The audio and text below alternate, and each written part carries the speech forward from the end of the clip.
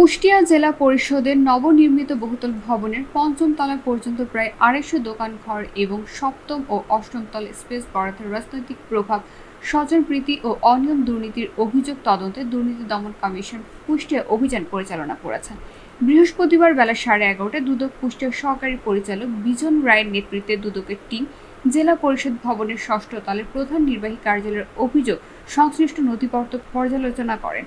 এ সময় সেখানে উপস্থিত ছিলেন জেলা পরিষদ কুষ্টিয়ার প্রধান নির্বাহী মুকুল কুমার মৈত্র। এ সময় প্রধান নির্বাহী বলেন, প্রতিটি দোকানঘর প্রায় ৩০ লক্ষ টাকা করে নিয়ে বরাদ্দ দেওয়া হয়, যা বর্তমান বাজার মূল্যের আরও বেশি হবে। আমরা আসছি হচ্ছে জেলা পরিষদের নতুন যে বিল্ডিং হয়েছে সেই বিল্ডিং এর দোকান বরাদ্দের অনিয়ম। আমরা রেকর্ডপত্র না দেখে ওগুলো বলতে পারবো না। প্রত্যেকটা রেকর্ডপত্র আমরা দেখতেছি, আর আমরা রেকর্ডপত্র এখনো পাইনি। রেকর্ডপত্র দেখতেছি, শুরু করলাম কিছু, আর নেওয়ার সাথে সাথে একটা দেখতেছি আর ফটোকপি করতেছি।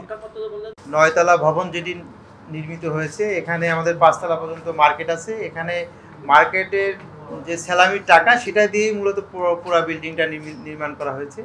তবে বিভিন্ন লোকের নামে অতীতের যারা চেয়ারম্যান ছিল বা অন্যান্য দায়িত্বে ছিল তাদের বেশ কিছু বরাদ্দ নিয়ে একটা অভিযোগ প্রকাশিত হয়েছে পত্রিকায়। সেটাই ওনারা যাচাই করতে এসেছেন যে এটা সঠিকভাবে বরাদ্দ প্রক্রিয়া সম্পন্ন করা হয়েছে কিনা।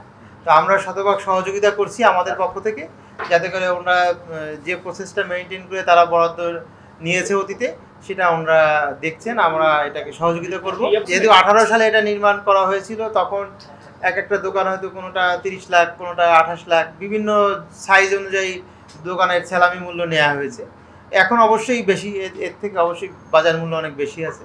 তবে এটা যদি যারা বরাদ্দ পেয়েছে সেই বরাদ্দ প্রক্রিয়ায় কোনো অনিয়ম আছে কিনা সেটা ওনারা দেখছেন, আমরা সহযোগিতা করছি।